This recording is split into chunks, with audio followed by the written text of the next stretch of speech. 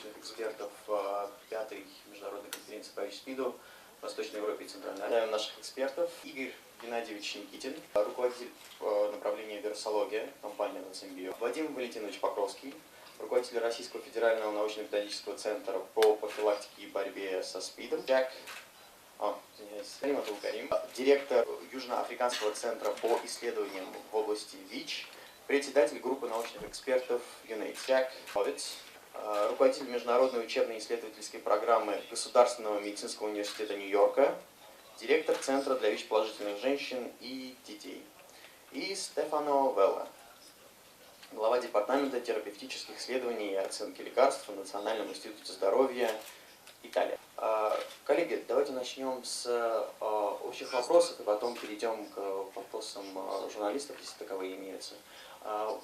Скажите, пожалуйста, сейчас ходит очень много разговоров о поиске вакцин, которые позволят вывести ВИЧ из организма. Вот буквально недавно, по последней новости, говорилось о возможности очищения инфицированных клеток от генов ВИЧ. Насколько это перспективные разработки и как они помогут в поиске вакцины и эффективного лечения? Давайте начнем, может быть, профессор Абдул Карим, если вы могли бы...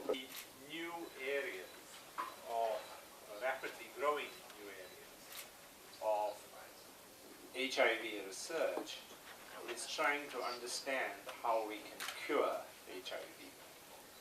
One of the strategies involved in cure is to use genetic manipulation,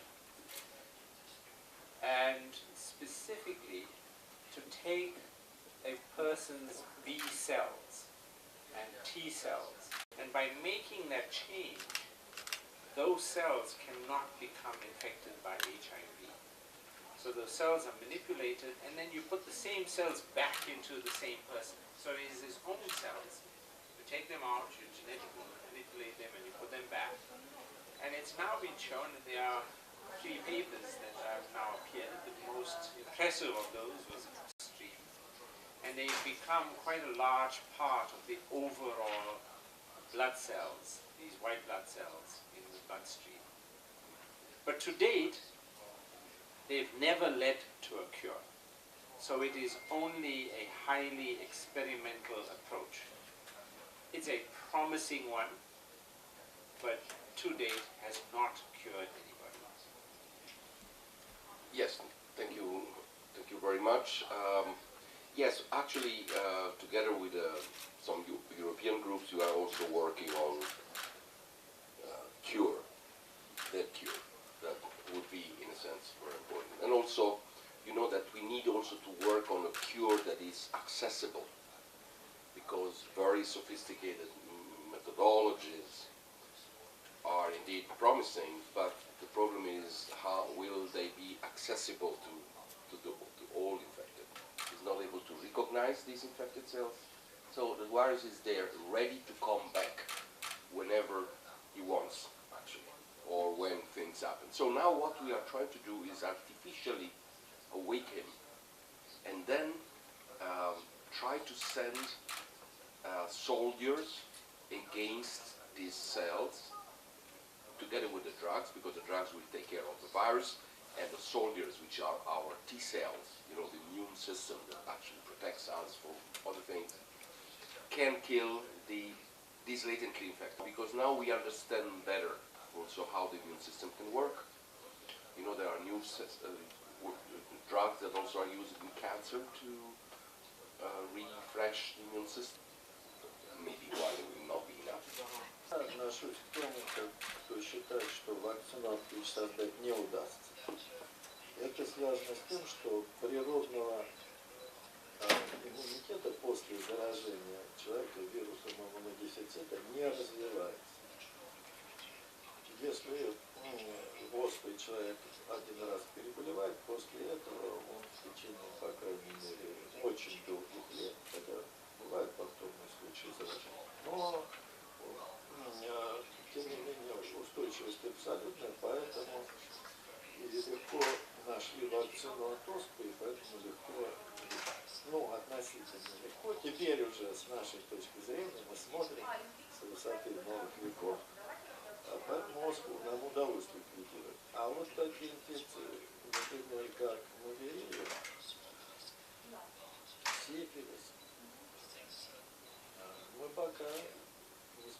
что 100 лет пытаются создать вакцину, ее не создать.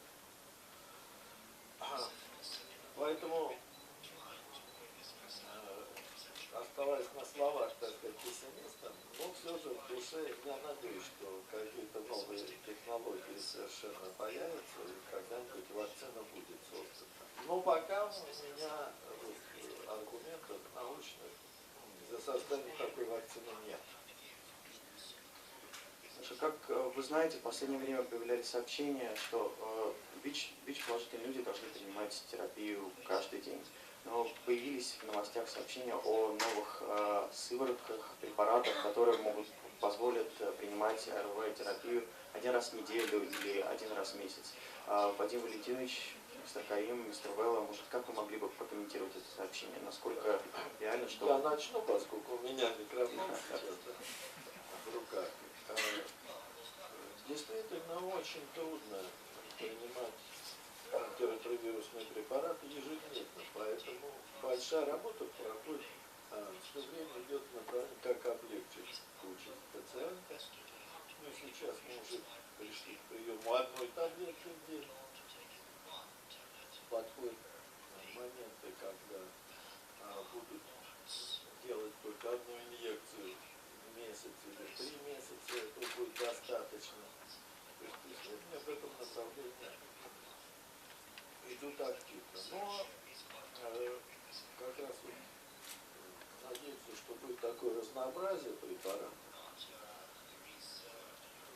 что можно будет дать пациенту отдохнуть от одного типа приема препаратов, потом попробовать какие-то другие препараты, которые, может быть, меньше имеют побочных эффектов. Ну, такой арсенал у нас уже большой. Но я думаю, что работ много и идей очень много в этом направлении.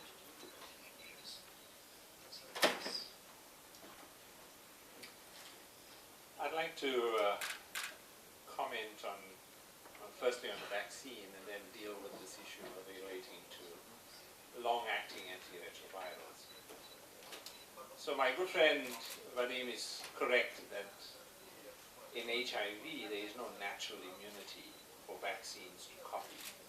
And many vaccines try to copy natural immunity like measles. But there are viruses, and indeed they are parasites, that do not stimulate natural immunity. Human papilloma virus is a classic case. If you get human papilloma virus, there is no natural immunity, so you keep getting it over and over. Malaria is similar. Malaria, you get it once, you treat and you get it again. There's no natural immunity, but we now have a malaria vaccine. It's now being rolled out in many countries in Africa. It's not a very good vaccine, but it still protects. HPV, on the other hand, is a highly efficacious vaccine. It's over 96% effective in preventing human papillomavirus. So even though we have no natural way of preventing human papillomavirus, we have a vaccine that's highly effective. So unlike Dr. Покровский, I'm more optimistic. I'm more optimistic that a vaccine is possible. And I'm particularly optimistic at this time. If you asked me this question 5 years ago, I would have been very pessimistic. But the reason I'm so optimistic is because we are seeing some incredible new data coming out of broadly neutralizing antibodies. So these are naturally made antibodies by humans that have very wide spectrum killing ability. And some of these antibodies can kill up to about 90–95% of viruses from throughout the world. So I think that we don't have a vaccine, and the vaccine is a long way away if there is going to be one. But I'm more optimistic that a vaccine is possible, given what we are seeing with broadly neutralizing antibodies. If I can just extend Dr. Покровский's observation, I agree with him that I think we simply cannot expect to have a world where 37 million people are having to take a tablet every day, or having to take several tablets every day. I think that what what that would lead to is a situation where large numbers of individuals would not take their medication properly, and it would lead to the problems that we see with other diseases like tuberculosis. When you don't take your medications properly, you get resistance. And we have to avoid that in HIV. Even though we have many different drugs, we have to avoid that, because the first-line drugs that we have are the ones that are affordable and cheap and highly effective, and we want people to stay on those for as long as possible. So I see a world, and I can sort of look at a crystal ball. I can see a world within the next 3 to 4 years that by the year 2020, I can foresee that we will switch to a situation where patients are initially put onto a combination of 3 or 4 antiretroviral drugs, to a situation where they would take 2 drugs through an injection once every 2 months. And the reason I'm saying that I can see that actually happening is because of the recent results from the LATE-2 study that were presented at CROI. Those data showed, there were studies done by the Adam Diamond Research Center in New York. They showed that a combination of cabotegravir and rilpivirine resulted in as good viral suppression as any other combination of antiretrovirals.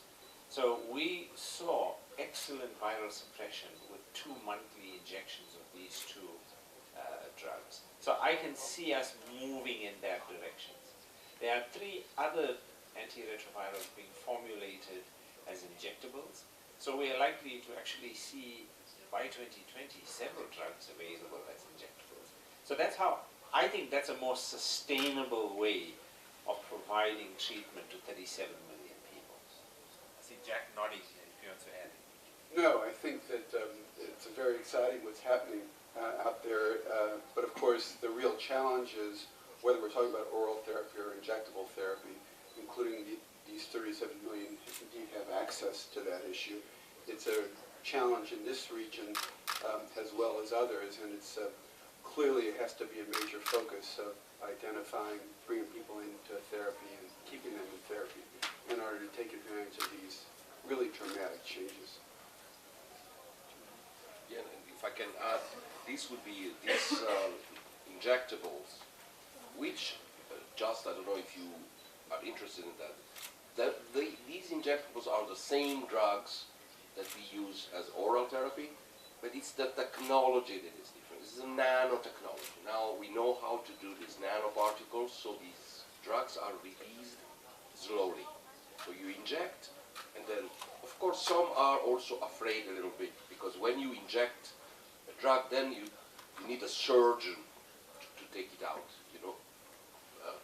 I'm joking, but of course there are some difficulties of having a drug in your body for a month, and then let's say that something happened, then you cannot take it out. But anyway, it will be a great advantage both for therapy, but also maybe for prevention. You know that we have now. You know that we have now PrEP. You know what is PrEP? Is the pre-exposure prophylaxis. So it's a way for people to take a drug without being infected. So this is quite, I mean, there's been a lot of, let's say, controversial issues, but it works very well. You showed the data, and what happened is these people at high risk, and this is also now in the new guidelines, WHO, that are at high risk of acquiring the infection can take these pills before engaging in high-risk behavior. And this is true also for IV drug use and sexual behaviors. So there's been a lot of controversies, but this is something that works. And the injectable may be used also for that.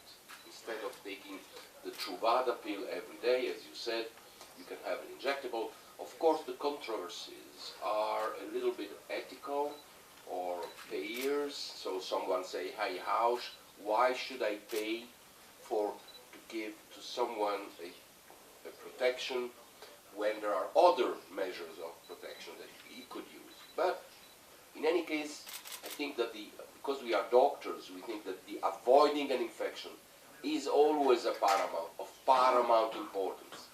It goes beyond the economics, etc. Because, you know, if you use this as a prevention, in addition to other prevention measures, you can avoid infection, and this is a cost for the society, the infected person.